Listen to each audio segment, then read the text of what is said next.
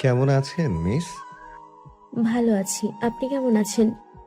আপনার মারাত্মক একটা হাসি দিয়ে বলল। ভালোই আছি। ওই দিনের ঘটনার জন্য আমি সত্যিই দুঃখিত। মন দ্রুত বলল। না না, সমস্যা নেই। আপনাকে সরি বলতে হবে না। আমি বুঝতে পেরেছি আপনি ইচ্ছা করে দেননি, ভুলবশত লেগেছে। It's okay. ধন্যবাদ মিস ব্যাপারটা বোঝার জন্য। অনেকে তো আবার না বুঝেই ঝামেলা করতে ভালোবাসে। কথাটা যে আবরার মনের পাশে দাঁড়ানো আশিকে উদ্দেশ্য করে বলেছে তা ঠিক বুঝতে পারলো আশি।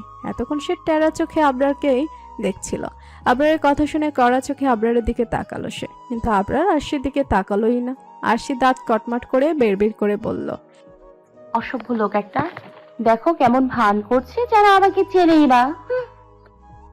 আবরার আরশিকে কোনরূপ পাত্তা না দিয়ে মনকে বলল, আপনি কিন্তু খুব সুইট মিস। আর আজকে আপনাকে একটু বেশি সুন্দর লাগছে। আবরার প্রশংসা করায় লজ্জা পেল মন। লাখ হেসে বলল। ধন্যবাদ। আরশি আবরারকে মনের প্রশংসা করতে দেখে মুখ বাঁকিয়ে নিম্ন স্বরে বলল। লুচু এমপি একটা। আবরার কিউট একটা হাসি দিয়ে বলল, ইউ আর ওয়েলকাম। তো আসি মিস, ভালো থাকবেন। আল্লাহ হাফেজ। মনও লাজুক হাসি দিয়ে বলল। আল্লাহ হাফেজ। আবরার আরশির দিকে না তাকিয়ে চলে গেল স্টেজে। আরশির কেন যেন খারাপ লাগলো আবরার এভাবে ইগনোর করায়। ভাবলো রাতের ব্যবহারের জন্য আবরার রেগে নেই তো। পরক্ষণেই ভাবলো রাগলে রাগুক, তার কি। আবরার যেতেই সব বন্ধুরা ঘিরে ধরলো মনকে। মোহন এক প্রকার চিৎকার করে বলল, তলে তলে তাহলে এইসব চলে? শেষমেশে আমার ক্রাশটাকে এই কেড়ে নিলি? মন ওকে বোঝানোর ভঙ্গিতে বলল। তুই ভুল বুঝছিস, আসল কাহিনী তো অন্য। রাহুল দুষ্টু হাসি দিয়ে চোখ টিপে বলল। কি কাহিনী? বল বল, কেমনি কি?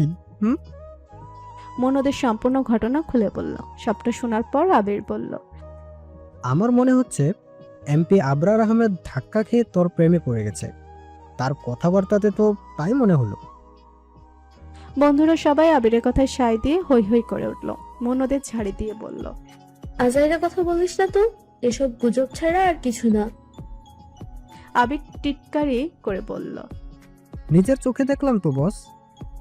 মোহনাও মনকে খুঁচিয়ে বলল, আপনি কিন্তু খুব সুইট মিস, আর আজকে আপনাকে একটু বেশি সুন্দর লাগছে। মোহনার কথা বলার স্টাইলে সবাই হেসে উঠল। মন ওদের বিভিন্নভাবে বোঝানোর চেষ্টা করতে লাগলো ওরা যা বুঝছে তা ঠিক নয়, কিন্তু ওরা খুঁচিয়েই যাচ্ছে মনকে। আরশিরা সহ্য হচ্ছে না সব, তো এসে চুপচাপ ওখান থেকে সরে আসলো। স্টেজের সামনে অনেক চেয়ার পাতানো হয়েছে। আরশি সেখানে তৃতীয় সারির একটা চেয়ারে বসে পড়লো। মুখটা গোমরা করে রেখেছে সে। মনটা তার একটুও ভালো না। আরশির মনে হচ্ছে আবরার তার করা রাতের ব্যবহারে কষ্ট পেয়েছে, তাই তো তাকে দেখেও না দেখা করলো। কিন্তু আরশি এটা খেয়াল করলো না কেউ একজন তার দিকে এক ধ্যানে তাকিয়েছে। তাকে দেখে নিজের চোখ জোড়াচ্ছে মানুষটা। তার উদাস কাজল টানা চোখের দিকে অপলক তাকিয়ে আছে। তার দিকে তাকিয়ে যেন দুনিয়া ভুলে গেছে পলক ফেলতে। মানুষটার চাহনিতে রয়েছে একাকার সমান মুগ্ধতা, এক সমুদ্র সমান ভালোবাসা। হয়তো সেই ব্যক্তি নিজেও জানে না সে আরশির মায়ায় ডুবে যাচ্ছে, যেই মায়া থেকে হয়তো আর তার নিস্তার নেই। আবরারকে অন্যমনস্ক দেখে তাকে কনই দিয়ে ধাক্কা দিলেন আব্বাস আহমেদ। আবরার চোখ ছোট ছোট করে তাকালো নিজের বাবার দিকে। আব্বাস আহমেদ ফিসফিস করে বললেন, কি বেটা, কোথায় মন হারালো তোমার? আবরার বাবার মতোই ফিসফিস করে বলল, যা বলার সোজা সাপটা বলো বাবাই। আমার আবার কোথায় মন হারালো? আব্বাস আহমেদ এক্সাইটেড হয়ে হাতে হাত ঘষে ফিসফিস করে বললেন, কাউকে মনে ধরেছে বুঝি? কাউকে পছন্দ হলে দেখতে পারো। আমার আর তর্স হচ্ছে না। কবে যে একটা লাল টুকটুকে বউ ঘরে তুলবো, উফ। আবরার বাঁকা হেসে পড়ল। ও তাই বুঝি? কেন একটা বউ দিয়ে মন ভরছে না? ওয়েট করো একটু, বাসায় যেয়ে নেই, তারপর মাকে বলবো তোমার জন্য মেয়ে দেখতে। তোমার জন্য লাল টুকটুকে বউ আনার ব্যবস্থা করতে বলবো, কেমন? আব্বাস আহমেদের মুখটা শুকিয়ে ছোট হয়ে গেল। তিনি মুখটা গোমরা করে বললেন, তুমি আমার ছেলে না শত্রু বলো তো? আমার সুখে সংসারে আগুন লাগাতে চাচ্ছ? আমি তো তোমার বউ আনার কথা বলছিলাম। আবরার নিজের বাবাকে ফিসফিস করে বলল, তোমাকে না বলেছি এত বিয়ে বিয়ে করবে না? সময় হলে আমি ঠিক বিয়ে করব। আব্বাস আহমেদ রাগ করে বললেন, আমরা মরে গেলে তারপর বিয়ে করবে বুঝি? বাবার মুখে এমন কথা শুনে রাগ হলো আবরারের। দাঁতে দাঁত চেপে বলল, আর একবারও এসব আজে বাজে কথা বলবে না, না হলে বাসায় চলো শুধু মাকে বলবো তোমার এই বুড়ো বয়সে নতুন বউ লাগবে। আর জানোই তো মা আমাকে কতটা বিশ্বাস করে। বলে বাঁকা হাসলো আবরার। আব্বাস আহমেদ নিজের ছেলের দিকে তাকিয়ে রাগী চোখে বললেন, অসভ্য ছেলে একটা, বাপকে ভয় দেখায়। কোথায় ভয়ে আমার দিকে চোখ তুলে তাকাতে পারবে না তা না, উল্টো সে আমাকে ভয় দেখাচ্ছে। বাবায়ের কথা শুনে হাসলো আবরার, কিন্তু পরক্ষণেই হাসি গায়েব হয়ে গেল তার। আপন মনে বিড়বিড় করে বলল, আমি এখনো তার ব্যাপারে শিওর নই। আর যদি শিওর হয়েও যাই তারপরও তাকে মানাতে কত সময় লাগবে কি জানি। সে যা চিজ। তবে আমি আমি তাকে জানতে চাই, বুঝতে চাই, শিওর হতে চাই তার বিষয়ে। সুন্দরভাবে বিদায় অনুষ্ঠান শেষ হলো ফাইনাল বর্ষের ছাত্রছাত্রীদের। তবে কেউ এখনো ভার্সিটি থেকে যায়নি। সবাই ক্যাম্পাসে ঘোরাঘুরি করছে, ফ্রেন্ডদের সাথে আড্ডা দিচ্ছে। আর শিরাও ক্যাম্পাসের এক কোণে দাঁড়িয়ে আছে। সবাই বকবক হাসাহাসি করলে এসবে মন নেই আরশির।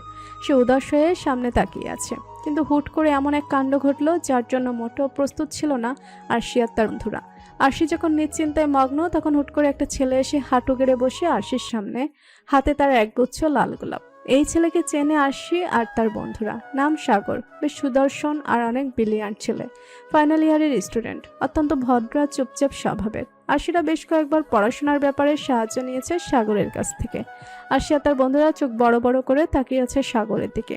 এর মাঝে সাগর আরশির চোখে চোখ রেখে বলল, সেদিন প্রথম তোমরা আমার কাছে পড়াশোনার ব্যাপারে সাহায্য চাইতে আসলে, সেদিন একজনের মায়ায় আটকে গিয়েছিলাম।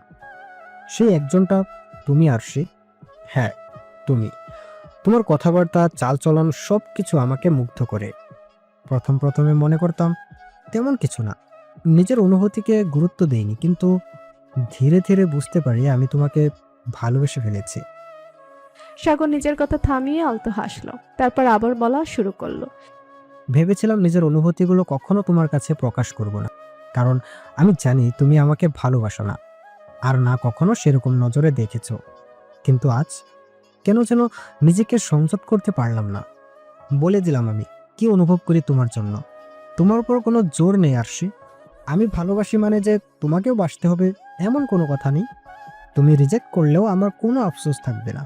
ভালোবাসার মানুষের কাছে নিজের অনুভূতি ব্যক্ত করতে পেরেছি, এই তো বেশি। নিজের কথা শেষ করে মাথা নিচু করে ফেললো সাগর। সবাই অবাক হয়ে তাকিয়ে আছে সাগরের দিকে।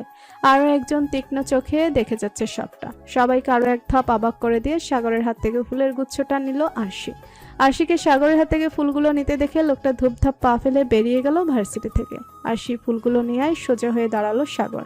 আরশি মৃদু হেসে সাগরকে উদ্দেশ্য করে বলল, আপনি ঠিক ধরেছেন, আমি আপনাকে ভালোবাসি না, আর না কখনো সেভাবে চিন্তা করেছি। তবে ভালোবাসাটা পাপ নয়, আর না ভালোবাসা জোর হয়।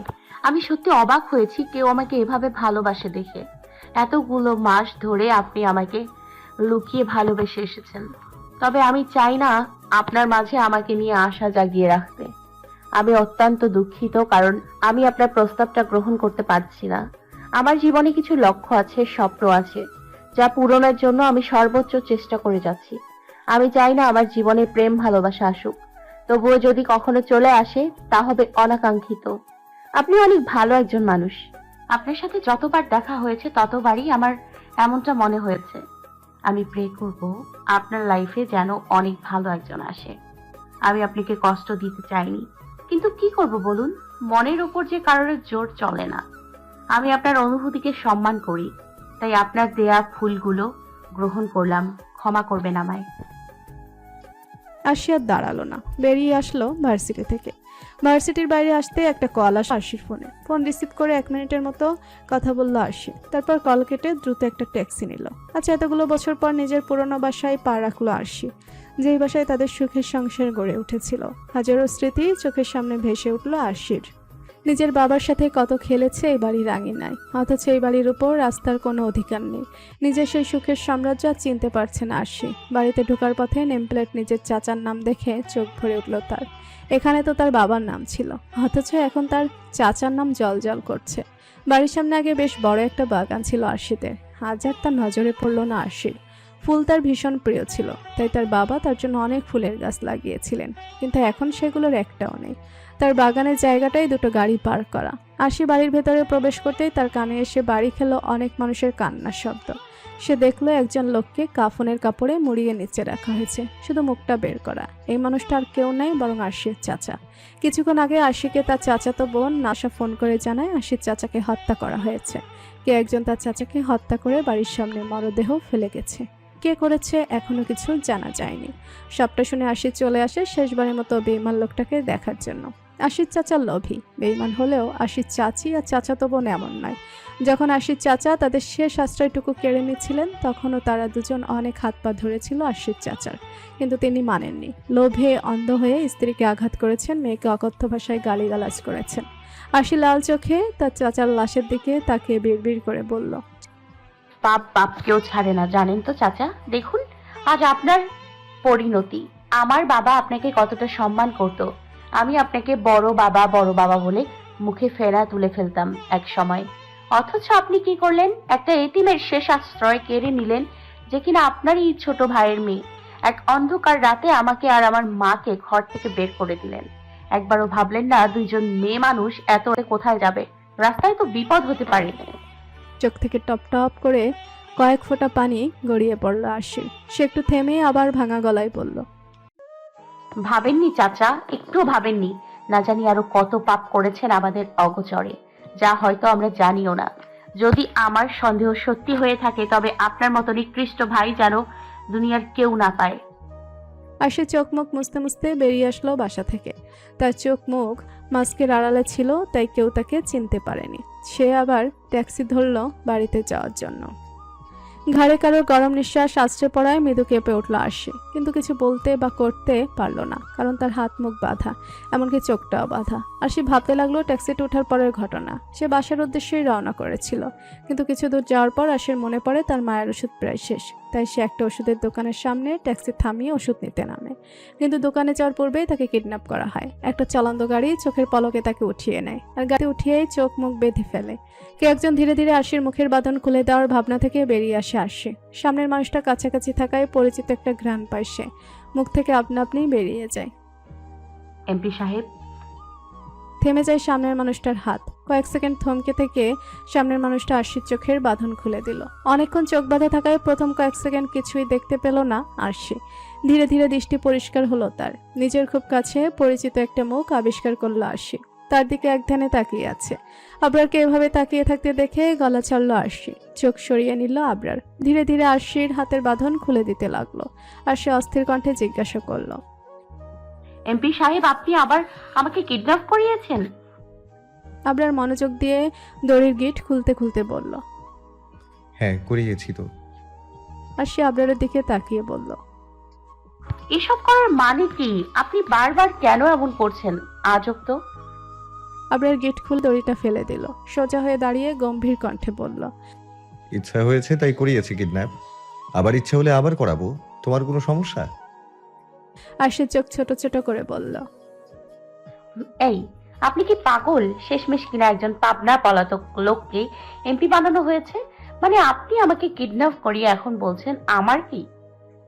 আবরার কড়া চোখে তাকালো আরশির দিকে। আরশিও সরু চোখে তাকিয়ে আছে আবরারের দিকে। আবরারকে এখনো সেই অনুষ্ঠানে পরা পোশাকে দেখে আরশি ভাবল, লোকটা কি অনুষ্ঠান থেকে বের হয়ে আমাকে কিডন্যাপ করার পায়তারা করেছে নাকি? দেখে তো তাই মনে হচ্ছে।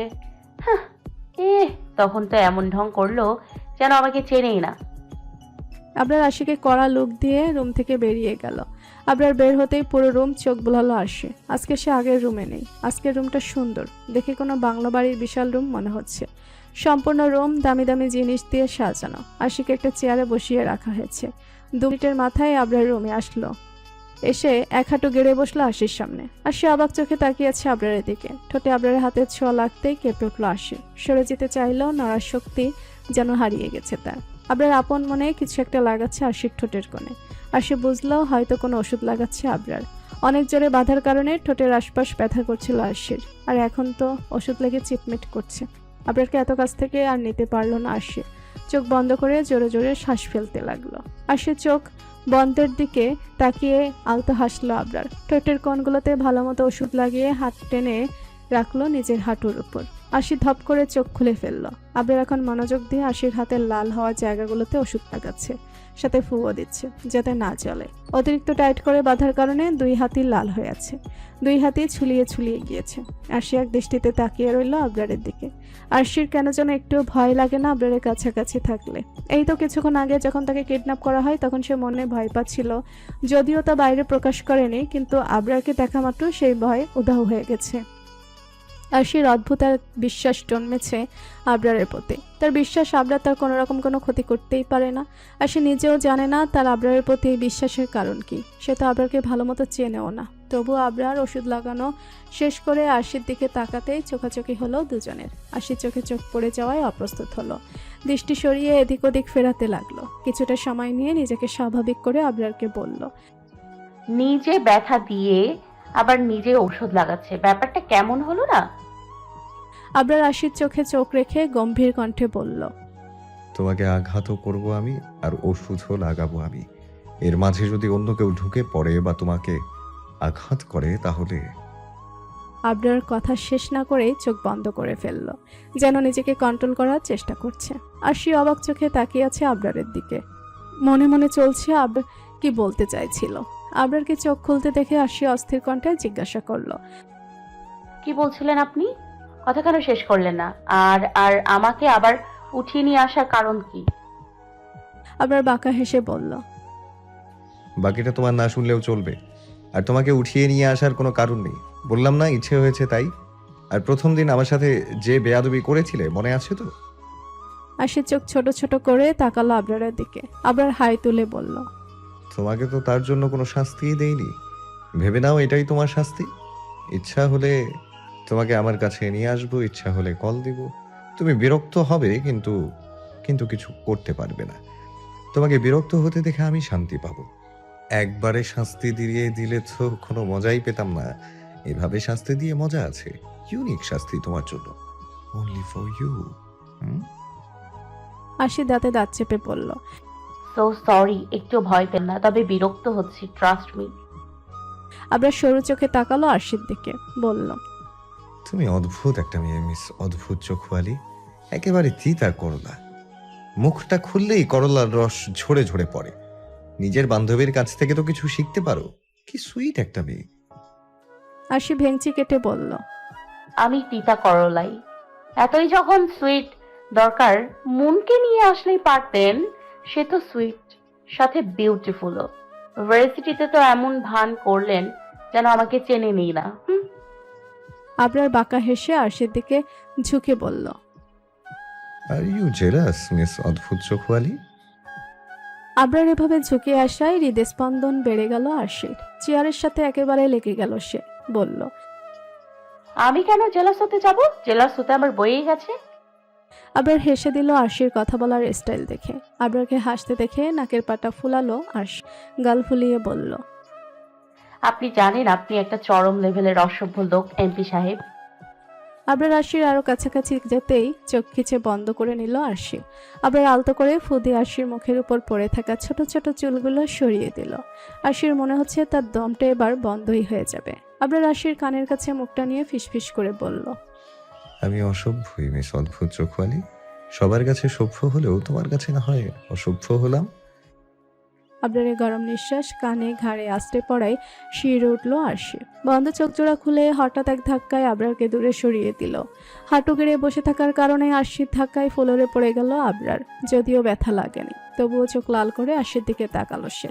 রাগী কণ্ঠে বলল, তোমার সমস্যা কি মিস অদ্ভুত চোখওয়ালি? একদিন ধাক্কা মারো তো একদিন পেটে গুঁতা মারো। আমাকে আহত করার ইচ্ছা আছে নাকি তোমার? আরশি চেয়ার থেকে দাঁড়িয়ে চোখ মুখ খিচে বলল, ওই লুচু এমপি, ওই আপনি বারবার কাছে আসেন কেন? হ্যাঁ, আমি কি আপনার রেজিস্ট্রি করা বউ নাকি যেভাবে কাছে আসেন? একদম কাছে আসবেন না, খবরদার। আবরার হাত ছেড়ে উঠে দাঁড়ালো, পকেটে হাত গুজে বলল, বউ তো না, তবে হতে কতক্ষণ?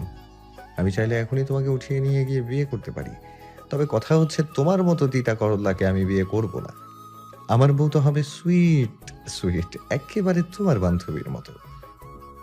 আরশি মুখ বাঁকিয়ে বলল, আমারও আপনাকে বিয়ে করতে বইয়ে গেছে। ভাবখানা এমন যেন আমাকে বিয়ে করতে চাইবেন আর আমি ঢ্যাং ঢ্যাং করে আপনার সাথে বিয়ে করে নিব। আবরার বাঁকা হেসে আশির দিকে আগাতে আগাতে বলল, আমি চাইলে সব সম্ভব, বুঝলে মিস অদ্ভুত চোখওয়ালি। আশি আবরারকে আগাতে দেখে আবরারের দিকে আঙ্গুল তাক করে বলল, ওই আপনাকে না বলেছি কাছে আসবেন না, একদম কাছে আসবেন না, দূরে থাকুন, না হলে। আবরার আশিকে কথা শেষ করতে না দিয়েই বলল। না হলে কি করবে?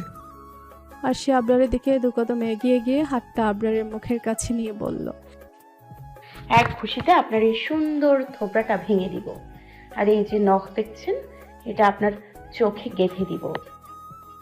আশির এক্সপ্রেশন দেখে শব্দ করে হেসে দিল আবরার। আবরারকে হাসতে দেখে এর আগে ফুঁসে উঠল আশি। আবরার হাসতে হাসতে দুহাত উঁচু করে বলল, আমি কিন্তু অনেক ভয় পেয়েছি মিস অদ্ভুত চোখওয়ালি। তো তোমার কি মনে হয় তুমি আমার সাথে পারবে?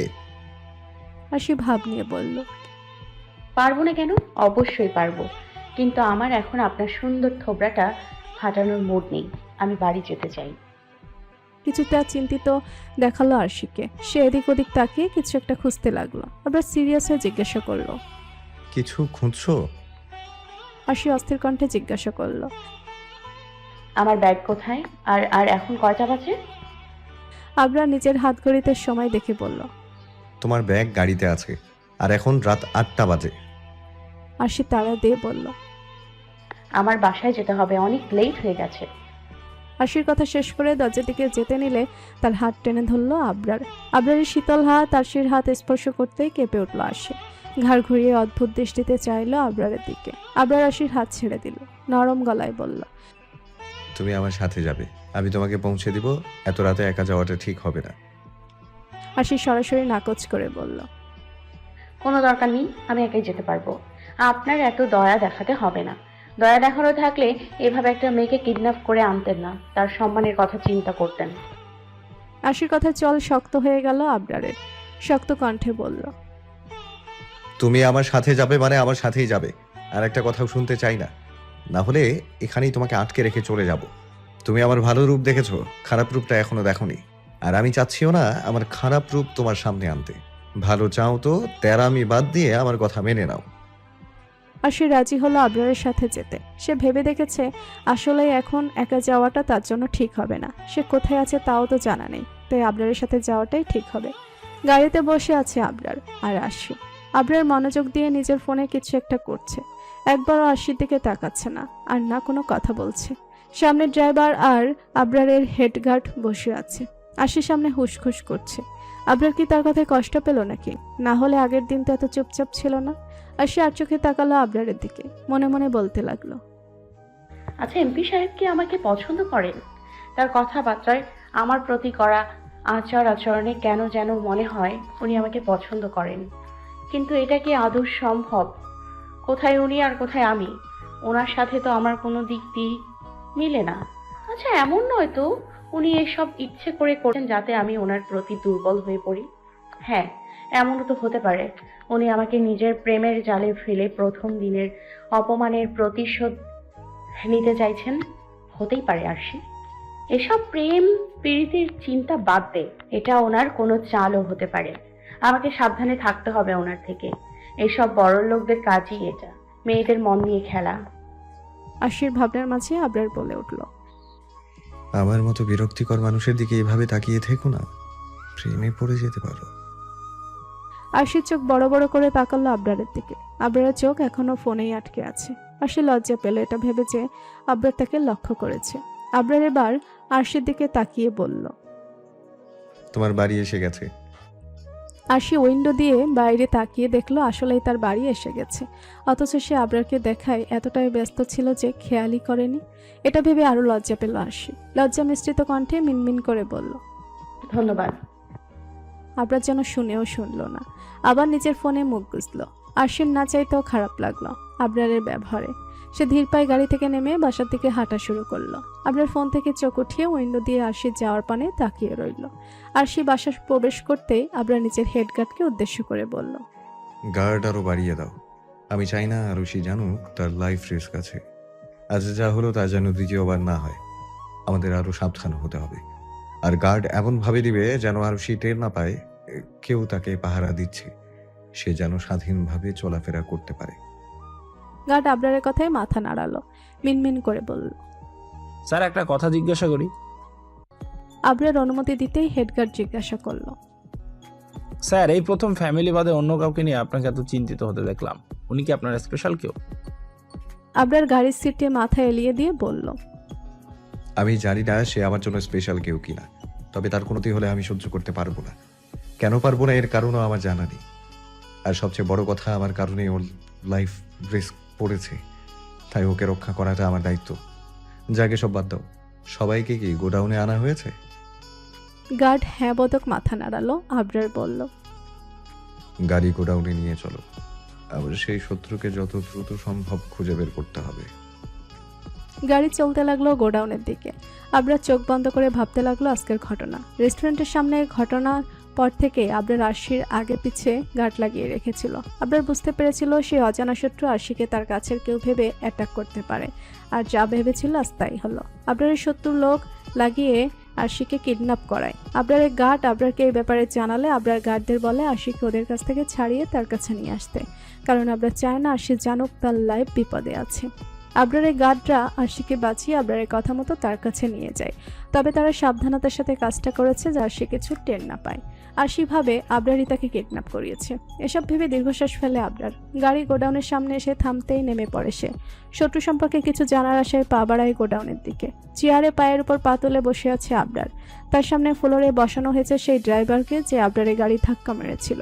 কিছুটা দূরে বসিয়ে রাখা হয়েছে আরশিকে কিডন্যাপ করা লোকগুলোকে। আবরারের গার্ডরা তাদের ধরে নিয়ে এসেছে। মধ্যবয়স্ক ড্রাইভার লোকটা ভয়ার্ত চোখে তাকিয়ে আছে আবরারের দিকে। আবরার বাঁকা হেসে লোকটাকে বলল। কি হলো, এটাই ভাবছিস তো এত জলদি তোর খোঁজ কি করে পেলাম? তুই হয়তো ভাবতেও পারিসনি এত জলদি ধরা খেয়ে যাবি। চল তোকে জানিয়ে দিই কিভাবে এত জলদি তোকে খুঁজে পেলাম। কেউ একজন আমাকে তোর ট্রাকের নাম্বার দিয়েছিল, তাই তো এত জলদি তোর খোঁজ পেয়ে গেলাম। আর কিছু সময় গেলে তো তুই গা ঢাকা দিতি। যাই হোক, এখন যা যা জানিস সত্যি সত্যি বলে দিবি, তাহলে শাস্তি কিছুটা কম হবে, আর না হলে সোজা উপরে পাঠিয়ে দেব। তো বল, কে তোকে আমাকে মারার অর্ডার দিয়েছিল? ড্রাইভার লোকটার নাম হাশেম মিয়া। হাশেম মিয়া এই শীতেও দরদর করে ঘামছে ভয়ে, কিন্তু মুখ দিয়ে একটা টু শব্দও করছে না। রাগ লাগলো আবরারের। হাশেম মিয়ার গাল চেপে ধরে দাঁতে দাঁত চেপে বলল। ভালোই ভালোই বলবি নাকি অন্য কোনো পদ্ধতি অবলম্বন করতে হবে? ভয়ে থরথর করে কাঁপছে হাশেম মিয়া। এবারও কিছু না বলায় কপালের রগ ফুলে উঠল আবরারের। একটা লোহার রড দিয়ে বেধড়ক মারতে লাগলো হাশেম মিয়াকে। আবরার কেমন উদ্ভ্রান্তের ন্যায় মারতে দেখে ভয়ে আত্মা কেঁপে উঠল আরশিকে কিডন্যাপ করা লোকগুলোর। 2 মিনিট মার খেতে মুখ খুলল হাশেম মিয়া। ব্যথায় কাটরাতে কাটরাতে বলল। আর মারবেন না আমাকে স্যার, আমার অনেক বড় ভুল হয়ে গেছে, আমাকে ক্ষমা করে দেন স্যার। আবরার রড ঘোরাতে ঘোরাতে বলল। তাহলে বল, কে তোকে আমাকে মারার অর্ডার দিয়েছে? হাশেম মিয়া ব্যথায় ভয়ে কাঁদতে কাঁদতে বলল। যে বলেছে তার ব্যাপারে কাউকে কিছু জানালে আমার ফ্যামিলি ক্ষতি করবে। আবরার রড ফেলে কপালে আঙ্গুল ঘষতে ঘষতে বলল। যা জানিস সবটা বলে দে, তোর ফ্যামিলিকে নিরাপত্তা দেওয়ার দায়িত্ব আমার। হাশেম একটা শুকনো ঢোক গিলে বলল।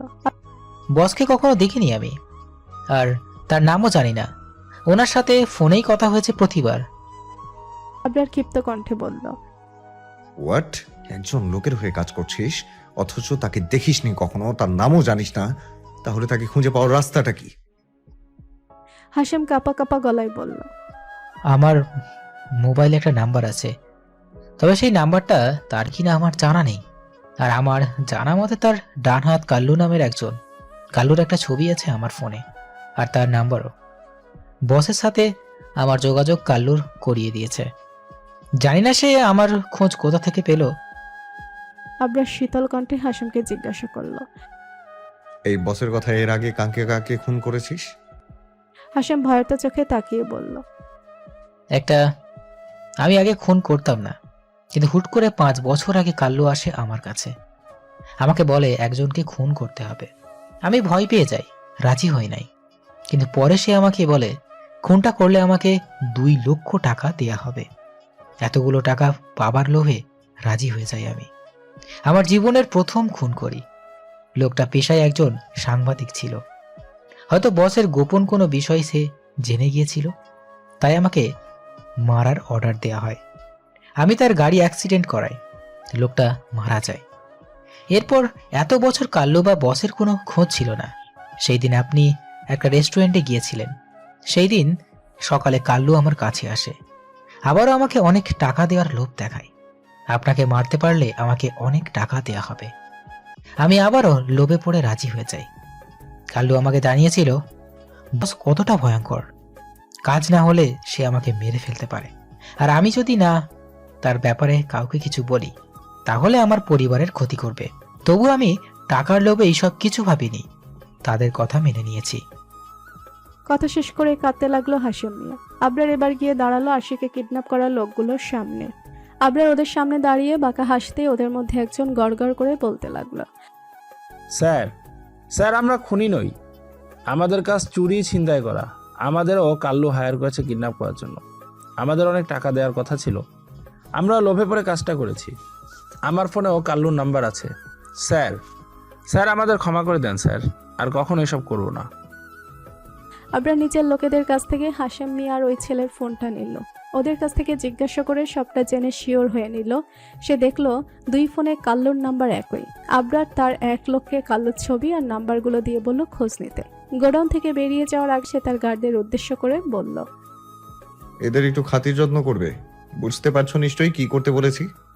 2 মাসের আগে যেন বিছানা ছেড়ে উঠতে না পারে, আর আমি না বলা পর্যন্ত কাক পক্ষীও যেন ওদের হদিশ না পায়। So be careful. আবরার বেরিয়ে আসলো গোডাউন থেকে। গাড়িতে বসে ভাবতে লাগলো আর আশির সামনে পড়বে না সে, আড়াল থেকে তাকে সেভ করে যাবে। ভাগ্যে যদি লেখা থাকে তাহলে তাদের আবার দেখা হবে। এসব ভাবতে ভাবতে আবরারের চোখে গেল নিজের পায়ের দিকে।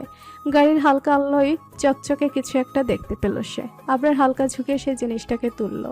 একটু ভালোভাবে দেখে বুঝতে পারলো এটা একটা লকেট, বেশ পুরানো। এমন ডিজাইন এখন আর তেমন দেখা যায় না। অদ্ভুত সুন্দর কারুকাজ করা লকেটটায়। আবার লকেটটা দেখতে দেখতে ভাবতে লাগলো এই লকেট তার গাড়িতে কি করে আসলো। পরক্ষণেই আবরারের মাথায় আসলো আরশির কথা। সে মনে মনে ভাবতে লাগলো, এটা বেশ অদ্ভুত চোখওয়ালি নয় তো? আজ আমার গাড়িতে বেশ অদ্ভুত চোখওয়ালি ছাড়া আর কেউ ওঠেনি। এমনকি বাবাইও আজ আমার গাড়িতে করে ভার্সিটি গিয়েছিল। তার মানে এটা বেশ অদ্ভুত চোখওয়ালির। লকেটটা আরশির ভেবে আবরারের ঠোঁটের কোণে চমৎকার এক হাসির রেখা দেখা দিল। সে আপন মনে বিড়বিড় করে বলল, আমার মন বলছে আমাদের আবার দেখা হবে মিস অদ্ভুত চোখওয়ালি। ভাগ্য আমাদের আবার দেখা করাবে, এবং তা অতি শীঘ্রই। দেখে নিও। আবরার মুস্কি এসে আরশির লকেটটা যত্ন সহকারে নিজের কোটের বুক পকেটে রেখে দিল। ফ্রেশ হয়ে আয়নার সামনে দাঁড়িয়ে মুখ মুছছিল আরশি। হঠাৎ তার চোখ গেল নিজের গলার দিকে। গলা ফাঁকা দেখে 2 হাতে মুখ চেপে ধরল আরশি। গা কাঁপছে তার, চোখ জলে টলমল করছে। আরশি কাঁপা কাঁপা গলায় বলল, আমার লকেট কোথায় গেল? আরশি সারা ঘর পাগলের মতো তন্ন তন্ন করে খুঁজতে লাগলো। খুঁজতে খুঁজতে বাইরের রাস্তা পর্যন্ত খুঁজল সে, কিন্তু লকেটের কোনো হদিস পেল না। চোখ ভর্তি জল নিয়ে ঘরে প্রবেশ করলো আরশি। তাকে এমন আচরণ করতে দেখে তার পেছন পেছন দরজা পর্যন্ত এসেছিল রিফা। আরশি ঢুলু ঢুলু পায়ে ঘরে ঢুকতে দরজা লাগিয়ে দিল রিফা। আরশি সহজে কারোর সামনে কাঁদে না। রিফা দেখেনি। সে আরশির চোখে জল দেখে অস্থির হলো রিফা। তারও চোখে পানি চলে আসলো। আরশির সামনে এসে অস্থির কণ্ঠে জিজ্ঞাসা করলো, কি হয়েছে আপুমনি? কি খুঁজছো তুমি? আমাকে বলো আপুমনি, আমি খুঁজে এনে দিচ্ছি। আরশি অশ্রু ভর্তি চোখে রিফার দিকে তাকিয়ে বলল, আমি আমার বাবার দেয়া শেষ উপহার হারিয়ে ফেলেছি রিফা। আমি আব্বুকে দেয়া কথা রাখতে পারিনি। আমি একজন অযোগ্য সন্তান। আরশি আর এক মুহূর্তে দাঁড়ালো না। দৌড়ে নিচের ঘরে গিয়ে দরজা লাগিয়ে দিল। রিফা অসহায় চোখে তাকিয়ে রইল আরশি যাওয়ার পরে। তার চোখ দিয়েও টপ টপ করে পানি পড়ছে। সে মনে মনে আফসোস করতে লাগলো, ইস, যদি আমার কাছে কোনো ম্যাজিক থাকতো তাহলে আমি ম্যাজিক করে এক নিমিষেই আপুমনির সব কষ্ট দূর করে দিতাম। কেঁদে কেটে চোখ মুখ ফুলিয়ে ফেলেছে আরশি। অতিরিক্ত কান্নার কারণে চোখের পানি যেন ফুরিয়ে গেছে তার। শ্যামবর্ণের উজ্জ্বল চেহারাটা ফ্যাশে বর্ণ ধারণ করেছে। নিজের বাবার ছবি বুকে জড়িয়ে এক নাগারে ফুপাচ্ছে আরশি। আজ এতগুলো বছর পর আবার এত কাঁদল সে। নিজের বাবার ছবিতে হাত বুলাতে বুলাতে ফুফিয়ে ওঠে আরশি। ভাঙা গলায় বলে, আব্বু, আমি তোমার দেয়া উপহার হারিয়ে ফেলেছি। তুমি কি আমাকে ক্ষমা করবে? আমি আসলে ওটা যোগ্যই ছিলাম না। কথাটা বলেই আবার কেঁদে ফেলে আরশি। লকেটটা আরশির দাদির ছিল। তিনি যখন প্রেগনেন্ট ছিলেন তখন লকেটটা বানান। তার খুব শখ ছিল তার একটা মেয়ে হবে, কিন্তু তার কোনো মেয়ে হয়নি। আরশির বাবাকে উনি ভীষণ ভালোবাসতেন, কারণ তার ছেলেদের মধ্যে আরশির বাবার চরিত্র একেবারে অন্যরকম ছিল। এমনকি তিনি মৃত্যুর আগ পর্যন্ত আরশির বাবার কাছেই ছিলেন। আরশি নিজের বাবার মুখে শুনেছে তার দাদা মারা যাওয়ার পর থেকে দাদি আরশিদের বাড়িতে থাকতেন। তিনি নাকি অন্য কোনো ছেলের বাড়িতে যেতেই চাইতেন না। এখন বুঝে আরশি তিনি কেন যেতে চাইতেন না। হয়তো ওনার সাথেও তারা বাজে ব্যবহার করেছে। আরশি হওয়ার 1 বছর আগে আরশির দাদি ইন্তেকাল করেন। তার অনেক শখ ছিল আরশির বাবার একটা মেয়ে হবে, তিনি নাতনিকে নিয়ে খেলবেন, বিশেষ ওই লকেটটা নাতনিকে দিবেন। কিন্তু তিনি নিজের হাতে আরশিকে তা দিয়ে যেতে পারেননি। মৃত্যুর আগে তিনি আরশির বাবার কাছে লকেটটা দিয়ে যান, আর এটাও বলে যান তার যদি নাতনি হয় তাহলে তাকে যেন এই লকেটটা দেয়া হয়। আরশির বাবা লকেটটা যত্ন সহকারে রেখে দিয়েছিলেন। মেয়ে হওয়ার পরও তাকে দেননি। যেদিন আরশির এসএসসি পরীক্ষার রেজাল্ট দেয় সেদিন তিনি আরশিকে লকেটটা পরিয়ে দেন আর বলেন, এটা তোমার দাদি তোমাকে দিতে বলেছিল। তার মেয়ের অনেক শখ ছিল, কিন্তু আল্লাহ তাকে মেয়ে দেয়নি, তাই তিনি এই লকেটটা নিজের নাতনিকে দিতে বলেছিলেন। আমি চাইলে এটা তোমার জন্মের পরপরই তোমাকে পরিয়ে দিতে পারতাম, কিন্তু আমি অপেক্ষা করেছি।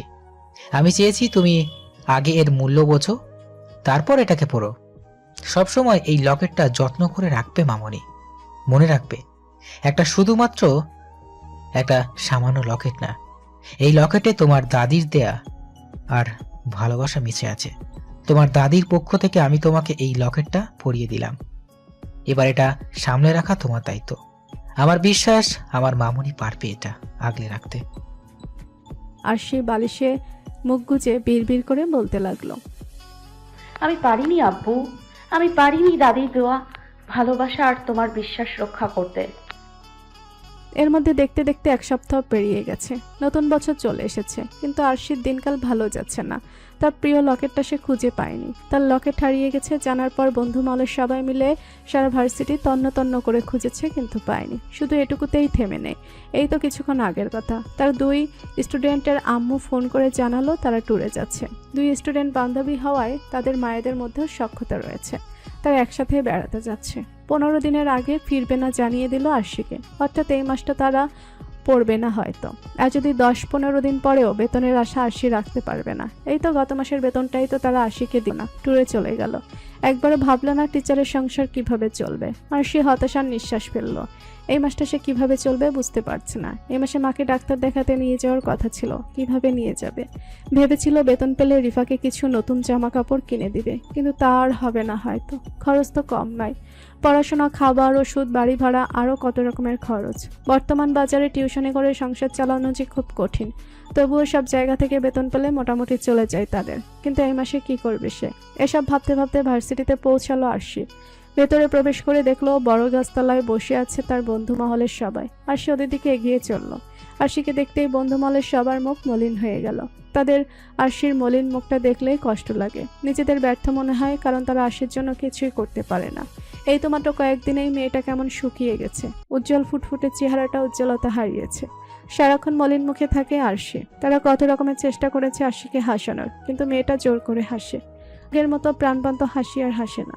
মন আর মোহনা 2 পাশে সরে যেতেই মাঝখানে বসলো আরশি। ওদের সবার দিকে তাকিয়ে জিজ্ঞাসা করলো, আচ্ছা, আমার তো অনার্স কমপ্লিট হয়নি, আমি কি এই কোয়ালিফিকেশন নিয়ে মোটামুটি স্যালারি কোনো চাকরি পেতে পারি?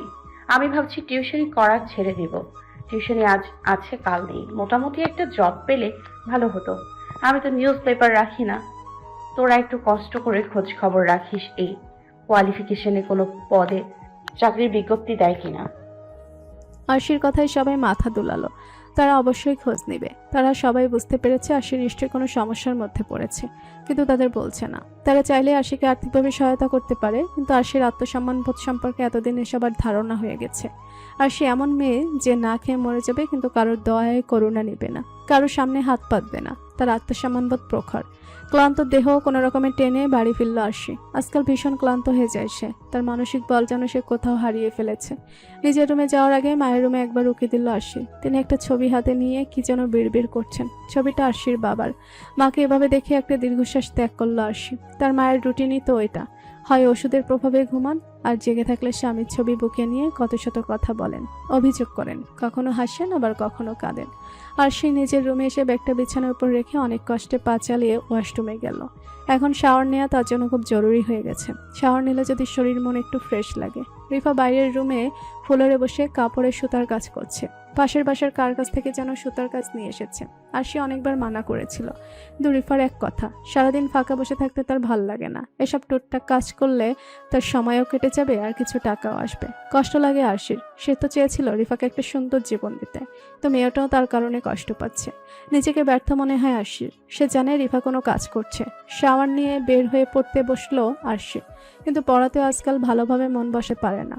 মনে যে শান্তি নেই। যদি নিজের কষ্টটা কাউকে দেখাতে পারত, কারোর সাথে নিজের মনের কথাগুলো শেয়ার করতে পারত, তাহলে শান্তি লাগতো হয়তো। কিন্তু তার ক্ষেত্রে নিজের দুর্বলতা, কষ্ট, অনুভূতি কাউকে দেখানো যে নিষিদ্ধ। ফোনের দিকে চোখ যেতেই আবরারের কথা মনে পড়লো আরশি।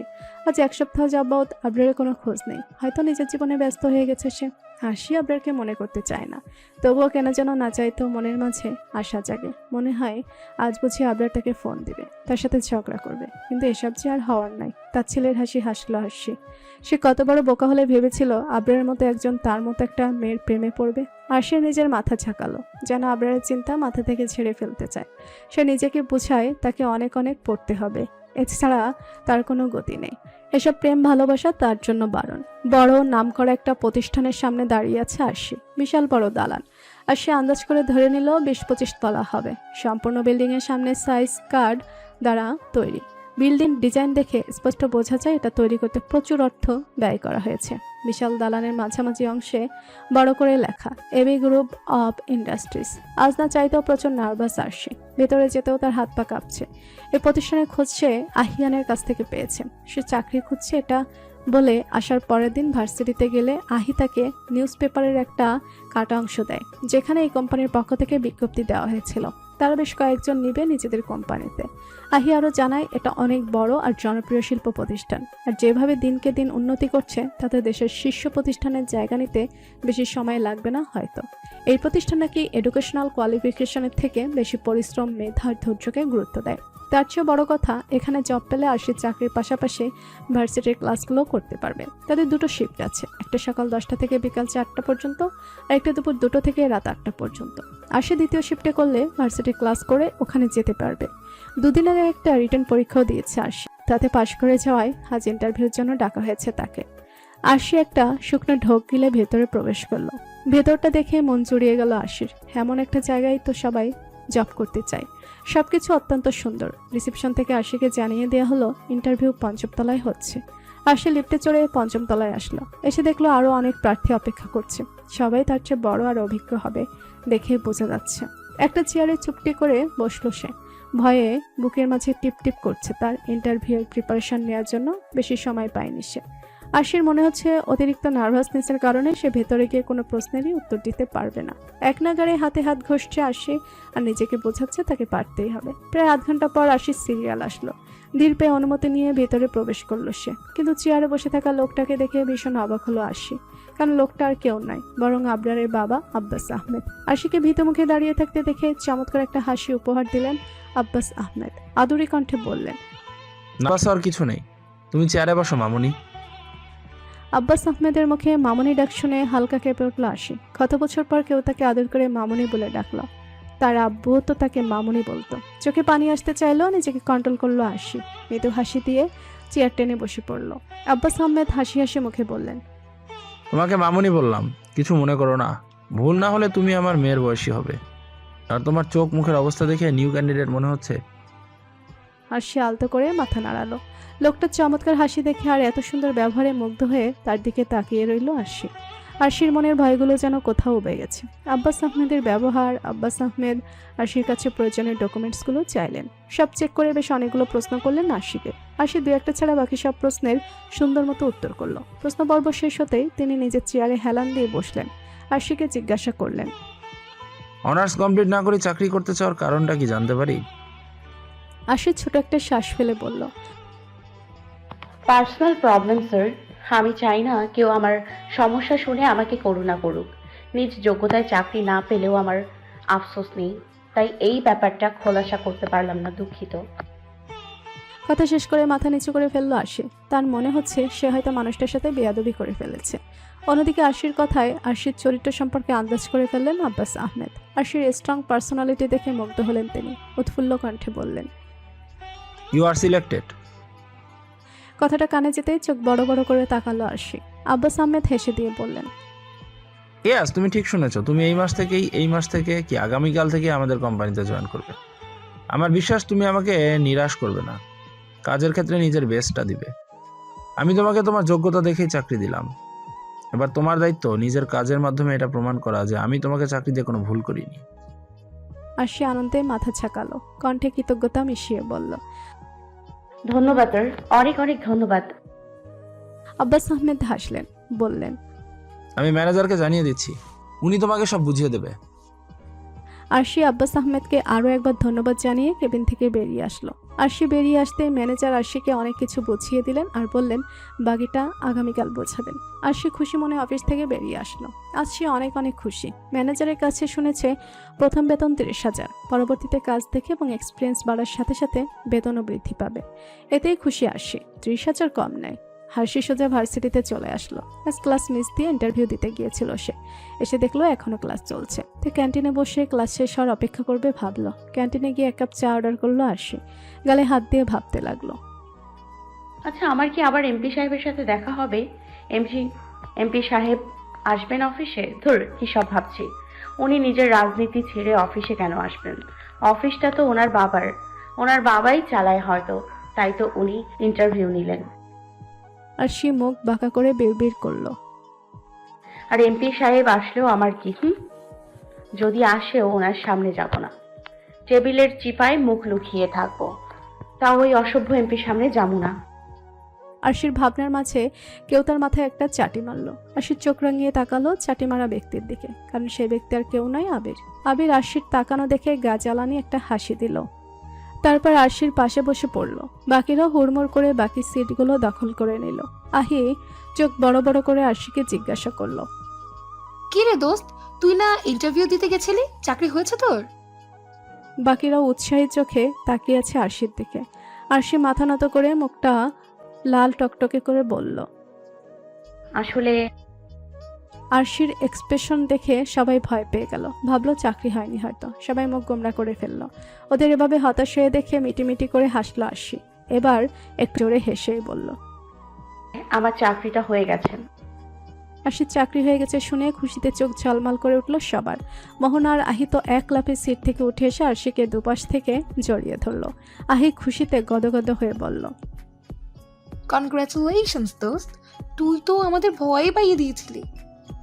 আবির আরশির মাথায় আরেকটা চাটি মেরে বলল, আরো শালার ঝাড়ুর চাকরি তো পাইয়া গেছস, এবার ট্রিট দে আমাদের। আরশি চোখ পাকিয়ে তাকালো আবিরের দিকে। ধুমধাম 2টা কিলো বসিয়ে দিল ওর পিঠে। রাহুলে এসে 2টা কিল দিল। আবির নিজের পিঠ ডলতে ডলতে কাঁদো কাঁদো কণ্ঠে বলল, ওই রাহুলের বাচ্চা, তুই কিল দিলি কেন? রাহুল গাল ফুলিয়ে বলল, তুই আমার দেওয়া নাম নিয়ে নিলি কেন? এই নামে আমি রাখবো, তুই না, বুঝলে? মন ওদের থামিয়ে বলল, আরে থাম তোরা ভাই। আরশি, এটা বল, কোম্পানি কেমন লেগেছে তোর? আরশি আলতো হেসে বলল, অনেক ভালো, বিশেষ করে কোম্পানির মালিক, তার ব্যবহার মুগ্ধ করার মতো। জানিস, আমি নার্ভাস হচ্ছিলাম দেখে এত সুন্দর করে কথা বললো যে আমার নার্ভাসনেস সব উধাও হয়ে গেল। এত ভালো মালিক হলে আর কি লাগে। সবাই খুশি হলো আরশির জন্য। আবির আবার বলে বসলো, ট্রিট দে দোস্ত, তোর জন্য অনেক অনেক দোয়া দিব। আরশি বাঁকা চোখে তাকিয়ে বলল, চাকরি পেয়েছি মাত্র, এখনো স্যালারি পাইনি। আবির 32 দাঁত বের করে বলল, আপাতত চা ট্রিট দে, স্যালারি পাইলে লাঞ্চ ট্রিট নিমু। আরশি হেসে সবার জন্য চা অর্ডার করলো। আজ সে অনেক খুশি, চা ট্রিট দেয়াই যায়। কোমরে কারো শক্ত হাতের স্পর্শ পড়ায় কেঁপে উঠল আরশি। বন্ধ চোখের পাতাও মৃদু কেঁপে উঠল তার। নাসারণ্ডে ভেসে আসলো পরিচিত এক ঘ্রাণ। তাড়াহুড়ো করে লিফটে ঢোকার চক্করে কারোর সাথে সে এভাবে ধাক্কা লেগে যাবে বুঝতে পারেনি আরশি। ঘাড়ের সামনের ব্যক্তির গরম নিঃশ্বাস আশ্রে পড়ায় পিটপিট করে চোখ খুলল আরশি। মাথাটা করতেই চোখের সামনে ভেসে উঠল পরিচিত এক মুখ। তার দিকে অদ্ভুত নেশালো দৃষ্টিতে তাকিয়ে আছে। ভীষণ অবাক হলো আরশি আবরারকে এই সময় অফিসে দেখে। আবরারের এমন দৃষ্টিতেও যেন কম্পিত হলো তার দেহ মন। নিজেকে ছাড়ানোর জন্য মোছরামুছি করতেই আরও শক্ত করে আরশির কোমর চেপে ধরল আবরার। এতে করে আবরার আরও কাছাকাছি চলে আসলো আরশি। আবরারের গরম নিঃশ্বাস এবার তার সারা মুখে বিচরণ করছে। বুকের মাঝে ঢিপ ঢিপ শব্দ হচ্ছে আরশির। মনে হচ্ছে কেউ তাকে অবশ করে ফেলছে। আবরার আরশির চোখে চোখ রেখেই ফিসফিস করে বলল, আমার পিছু নিতে নিতে এখান পর্যন্ত চলে আসলে মিস অদ্ভুত চোখওয়ালি। আবরারের প্রশ্নেই কপাল কুঁচকে আসলো আরশির। সে কবে আবরারের পিছু নিল। আরশি এক ধাক্কায় আবরারকে দূরে সরিয়ে দিয়ে বলল, আপনি দিনকে দিন আরো রুচু আর অসভ্য হচ্ছেন এমপি সাহেব। এভাবে পাবলিক প্লেসে দাঁড়িয়ে একটা মেয়েকে স্পর্শ করছেন, লজ্জা করে না? কথা শেষ করে আশেপাশে চোখ বুলালো আরশি। তেমন কেউ নেই লিফটের কাছাকাছি, কেউ খেয়াল করেনি ভেবে স্বস্তির নিঃশ্বাস ফেলল সে। এবার আরশি নিজের কথার বিপরীতে আবরারের কাছ থেকে কিছু কথা শোনার জন্য প্রস্তুত হলো, কারণ ধাক্কাটা তার তাড়াহুড়ো করার কারণেই লেগেছে। আর আবরার না ধরলে এতক্ষণে সে ফ্লোরে অবস্থান করত। অন্যদিকে আরশির কোনো কথা যেন আবরারের কানে ঢুকেনি। সে তো এক দৃষ্টিতে আরশিকে পরখ করতে ব্যস্ত। আরশিকে সম্পূর্ণরূপে পর্যবেক্ষণ করতে আবরারের মুখ থেকে আপনা আপনি বেরিয়ে আসলো, মাশাআল্লাহ। আবরারের কাছ থেকে কিছুটা দূরে অবস্থান করায় শব্দটা আরশির কর্ণকুহারে পৌঁছালো না। আরশির কাজল টানা চোখের দিকে এখন এক দৃষ্টিতে তাকিয়ে আছে আবরার। আরশি আবরারের চোখের সামনে হাত নাড়াতেই পকেটে হাত গুজে সোজা হয়ে দাঁড়ালো সে। আরশি এক ভুরু উঁচু করে জিজ্ঞাসা করলো, ঠিক আছেন তো এমপি সাহেব, নাকি মাথা গেছে? একা একা কি বিড়বিড় করছেন? আবরার নিচের বুকের বাম পাশে এক হাত রেখে বলল, না, ঠিক নেই মিস অদ্ভুত চোখওয়ালি। এক শুভ্র পরীকে দেখে মাথা নষ্ট হয়ে গেছে, তাই তো তাকে দেখে মুখকে কন্ট্রোল করতে পারলাম না। আপনি মাশাআল্লাহ শব্দটা বেরিয়ে আসলো, আর কারো নজর যেন না পড়ে তার উপর। আবরারের কথা শেষ হতেই আরশি একবার নিজের দিকে তাকিয়ে আবরারের দিকে চোখ ছোট ছোট করে তাকালো। আজ সে একটা সাদা সালোয়ার কামিজ পরে এসেছে, তাই আবরার শুভ্র রং উল্লেখ করায় একবার নিজের দিকে তাকিয়ে নিল সে। মনে মনে ভাবল, আচ্ছা এমপি সাহেব কি আমার কথা বলছেন? উনি কি আমার প্রশংসা করলো, নাকি আমি কালা মানুষ হয়ে সাদা রং পরায় ব্যঙ্গ করলো? আরশির ভাবনার মাঝে তড়ি মারল আবরার। বাঁকা হেসে বলল, তোমাকে উদ্দেশ্য করে কিন্তু কিছু বলিনি মিস অদ্ভুত চোখওয়ালি, ভুলেও এই ভুল ভেবো না। আমি তো আমার শুভ্র পরীর কথা বললাম, তাকে দেখে আজ আমার মাথা ঠিক নেই, হ্যাং খেয়ে আছি এখনো। আরশি মুখ বাঁকিয়ে বলল, বুঝতে পেরেছি, আর আমি মোটেও ওইসব ভুলভাল ভাবি না। আরশির কথা না বাড়িয়ে লিফটে প্রবেশ করলো। আরশি প্রবেশ করতে আবরারও লিফটে ঢুকে গেল। আবরার লিফটের সাথে হেলান দিয়ে দাঁড়িয়ে সোজা চোখে আরশির দিকে তাকিয়ে আছে। আবরার এভাবে তাকিয়ে থাকায় বিরক্ত হলো আরশি। নাক মুখ কুচকে বলল, সমস্যা কি এমপি সাহেব? এভাবে তাকিয়ে আছেন কেন? জীবনে মেয়ে দেখেননি? আর আপনার না কোন শুভ্র না টুভ্র পরী আছে, তাহলে আমার দিকে এভাবে তাকিয়ে আছেন কেন? গিয়ে নিজের শুভ্র পরীকে দেখুন। হুট করে বাঁকা হাসি দিয়ে আরশির দিকে এক ঝটকায় এগিয়ে আসলো আবরার। আরশির দুপাশে হাত রেখে কিছুটা ঝুঁকতেই মুখ ঘুরিয়ে নিল আরশি। আবরার আরশির কানের কাছে মুখটা এগিয়ে নিয়ে ফিসফিস করে বলল, মেয়ে তো অনেক দেখেছি, কিন্তু আমার শুভ্র পরীর মতো কাউকে তো দেখিনি। সে তো সবার থেকে আলাদা, একদম ভিন্ন। আর আমি নিজের শুভ্র পরীকেই তো দেখছি। সে তো আমার সামনে নেই, তাই তোমাকে শুভ্র পোশাকে দেখে তোমার মাঝে তাকে কল্পনা করছি। আবরার কথা শেষ করে যেভাবে এক ঝটকায় কাছে এসেছিল ঠিক সেভাবেই দূরে সরে গেল। এতক্ষণ যেন দম আটকে রেখেছিল আরশি। আবরার দূরেতেই আটকে রাখা দম ছাড়ল সে। আবরারের দিকে চোখ ছোট ছোট করে তাকিয়ে বলল, ফাজলামি করছেন আমার সাথে? আবরার ঠোঁট উল্টে বলল, অবশ্যই। তুমি আবার নিজেকে আমার শুভ্রপরী ভাবা শুরু করো না যেন। কোথায় তুমি আর কোথায় আমার শুভ্রপরী? জানো সে কতটা সুন্দর? আমার দেখা সবচেয়ে সুন্দরী নারী সে। তার আখি জোড়ার কথা আর কি বলবো। তার ওই আখি জোড়াতে মত্ত হয়ে তো আমি ভালোবাসাকে বুঝতে শিখেছি। তার সেই মারাত্মক আখি জোড়ায় যখন সে কাজল টানে, তখন সেই আখি জোড়ার দিকে একবার তাকালে দৃষ্টি সরানো মুশকিল হয়ে যায়। তার দাগর দাগর আখি জোড়ার ধারালো চাহনি আমার হৃদয়টাকে ছিন্ন ভিন্ন করে দেয়। শুভ্র পোশাকে তাকে কতটা পবিত্র স্নিগ্ধ লাগছিল জানো? ইচ্ছে করছিল সারা জীবন তার দিকে তাকিয়েই থাকি, কিন্তু সে তাকাতে দিলে তো। শেষ কথাটা আফসোসের সাথে বলল আবরার। আবরারের মুখে অন্য একটা মেয়ের এত প্রশংসা শুনে কেন যেন ভালো লাগলো না আরশি। সে মনে মনে ভাবতে লাগলো, সত্যি কি এমপি সাহেবের কোনো শুভ্র পরী আছে? উনি কি সেই মেয়েকে ভালোবাসে? কে হতে পারে সেই মেয়ে যার এত এত প্রশংসা করছেন উনি? আবরার আরশির ভাবনার মাঝে বলে উঠল, বাই দ্য ওয়ে, মিস অদ্ভুত চোখওয়ালি, তুমি আবার আমার শুভ্রপরীকে হিংসা করছো না তো? আরশি রেগে তাকালো আবরারের দিকে, এক আঙ্গুল তাক করে বলল, আমি মোটেও আপনার শুভ্রপরী টুভ্রপরীকে হিংসা করছি না, তবে আপনি আমার মাঝে নিজের শুভ্রপরীকে কল্পনা করা বন্ধ করুন, নয়তো তার সাথে দেখা হলে বলে দিব আপনি অন্য মেয়ের মাঝে তাকে খুঁজেন। আবরার হাই তুলে বলল, আমার শুভ্রপরী তোমার মতো হিংসুটে না, বুঝলে মেয়ে? তাকে এসব বললেও সে রাগ করবে না, তাই তুমি তাকে অবশ্যই বলতে পারো, আমি অনুমতি দিলাম। লিফট কাঙ্ক্ষিত ফ্লোরে থামতে আর কথা না বাড়িয়ে আবরারের আগে লিফট থেকে বেরিয়ে আসলো আরশি। মিস আরশি। দু কদম আগাতেই আবরারের ডাকে থেমে গেল আরশি। আবরারের মুখে আরশি নামটা শুনে অবাক হলো সে। আবরার তো কখনো তাকে আরশি বলে ডাকে না। আরশি অবাক ভাব নিয়ে আবরারের দিকে ফিরল। আবরার আরশির সামনে এসে জিজ্ঞাসা করলো, মিস আরশি, তুমি এই অফিসে কি করছো তা তো বললে না? আরশি ছোট করে বলল। আমি এখানে জব পেয়েছি। আরশি জবাব দিয়েই আবার উৎসুক কণ্ঠে জিজ্ঞাসা করলো, কিন্তু আপনি এখানে কি করছেন এমপি সাহেব? আবরার গভীর কণ্ঠে বলল, আমার অফিসে আমি তো আসবো, তাই নয় কি? আর এখানে আমি তোমার এমপি সাহেব নই, বস হই তোমার, তাই স্যার বলে ডাকবে। আবরার আর না দাঁড়িয়ে নিজের কেবিনে চলে গেল। আবরারের রুট ব্যবহারে কষ্ট পেল আরশি। যে আনন্দের সাথে প্রথম দিন অফিসে এসেছিল, সব আনন্দ যেন এক নিমিষে গায়েব হয়ে গেল। মনে মনে ভাবল, এমপি সাহেব এত রুড বিহেভ করলেন কেন?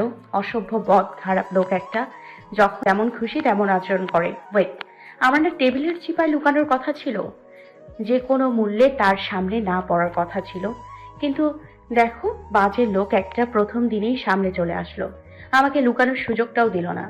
আর এখন তো তার কোনো শুভ্র না কল্যাপরীর আমদানি হয়েছে আবার। আরশির আকাশ পাতাল ভাবনার মাঝে ম্যানেজার এসে জানিয়ে গেল আবরার তাকে কেবিনে ডাকছে। আরশি ম্যানেজারের পিছু পিছু আবরারের কেবিনে গেল। গিয়ে দেখলো নতুন সবাই সেখানে উপস্থিত। আবরার সবার সামনে দাঁড়িয়ে হাসি হাসি মুখ করে বলল, আপনাদের সবাইকে ওয়েলকাম জানাচ্ছি। আমি আজওয়াদ আবরার। এই অফিসটা আমার বাবার, কিন্তু তিনি অসুস্থ হয় আমাকে এই কোম্পানির পেছনে দৈনিক কিছুটা সময় দিতে হবে। তো আপনাদের সবার সাথে পরিচিত হওয়া যাক। সবাই একে একে নিজের সম্পর্কে কিছু বলুন। সবাই নিজেদের নাম পরিচয় বলতে লাগলো। আরশি এক কোণে দাঁড়িয়ে মেয়েদের রং ঢং দেখছে। এক একজন আবরারকে দেখিয়ে ঢং করে করে কথা বলছে। তবে সবাই এক নয়, কিছু কিছু ভদ্র মেয়েও আছে। আরশির পালা আসতে সে নম্র কণ্ঠে বলল, আমি আরশি রহমান। বাস এতটুকুই। আবরার এমন ভাব করলো যেন আজ প্রথম আরশিকে দেখছে সে। আরশি গোমরা মুখে তাকিয়ে তাকে সবটা দেখতে লাগলো। পরিচয় পর্ব শেষ হতে আবরার সবার উদ্দেশ্যে বলল, আপনাদের সবার সাথে পরিচয় হয়ে ভালো লাগলো। আমি আশা রাখছি আপনারা সবাই মন দিয়ে কাজ করবেন। আর আমাকে যতটা ভালো দেখছেন আমি কিন্তু ততটা নই। কাজে কোনো রকম ভুল আমার মোটেও পছন্দ নয়। So everyone be careful. কোনো কিছু না বুঝতে পারলে মিস প্রিয়ার কাছ থেকে বুঝে নেবেন, ভুল যেন না হয়। মিস প্রিয়া। আবরারের ডাকে রেসপন্স করলো একটা মেয়ে। আরশি তাকালো মেয়েটার দিকে। ভীষণ স্টাইলিশ মেয়েটা, পরনে শার্ট প্যান্ট, চুল সুন্দর করে রং করা, দেখতেও বেশ সুন্দরী। আবরার প্রিয়াকে উদ্দেশ্য করে বলল, আপনি ওদের সবাইকে কাজে সাহায্য করবেন, না বুঝলে বুঝিয়ে দেবেন। প্রিয়া মেয়েটা ঠোঁটে লম্বা একটা হাসি টেনে বলল, জি স্যার, আপনি কোনো চিন্তা করবেন না, আমি আছি তো, আমি ওদের সব বুঝিয়ে দিব। আরশি প্রিয়ার দিকেই তাকিয়েছিল। প্রিয়া তাকাতেই চোখাচোখি হলো দুজনের। প্রিয়া মেয়েটা আরশিকে কেমন যেন একটা খাইয়া ফালাবো টাইপ লুক দিল। এমন লোকের মানে বুঝলো না আরশি। এই মেয়েকে তো সে এখন এই প্রথম দেখলো, তাহলে এই মেয়ে তার দিকে এভাবে তাকাচ্ছে কেন ভাবতে লাগলো আরশি। আবরার সবাইকে উদ্দেশ্য করে বলল, এবার আপনারা যেতে পারেন। সবাই সমস্যার স্যার বলে একে একে রুম থেকে বেরিয়ে যেতে লাগলো। আরশিও বের হচ্ছিল, এমন সময় আবরার ডেকে উঠলো। মিস আরুষি। আরশি আবার ফিরে আসলো আগের জায়গায়। আবরার নিজের ল্যাপটপে কিছু একটা দেখতে দেখতে কড়া কণ্ঠে বলল, লেট করা আমি মোটেও পছন্দ করি না। ভবিষ্যতে কখনো লেট করে আসবেন না। এবার নিজের কাজে যেতে পারেন। ভীষণ অপমান বোধ করলো আরশি। সে কখনোই কোনো কাজে লেট করে না, কিন্তু ভার্সিটি থেকে ক্লাস করে অফিসে আসতে লেট হয়ে গিয়েছে তাও সময়ের আগে পৌঁছে যেত। আবরারের সাথে বকবক করেই তো 2 মিনিট লেট করলো সে। আর সে ঠিক করলো সে অফিসের কাজ ছাড়া আবরারের সাথে আর একটাও বাড়তি কথা বলবে না। ম্যানেজার আরশিকে তার ডেস্ক দেখিয়ে দিল। আরশি ডেস্কে বসে কাজ করতে শুরু করলো। মনোযোগ দিয়ে কাজ বোঝার চেষ্টা করছে সে। এর মাঝে ডেস্কের সামনে কেউ আছে বুঝতে পেরে মাথা তুলল আরশি। দেখলো প্রিয়া নামক মেয়েটা তার ডেস্কের উপর 2 হাত ভর দিয়ে দাঁড়িয়ে আছে। দেখে মনে হচ্ছে রেগে আছে।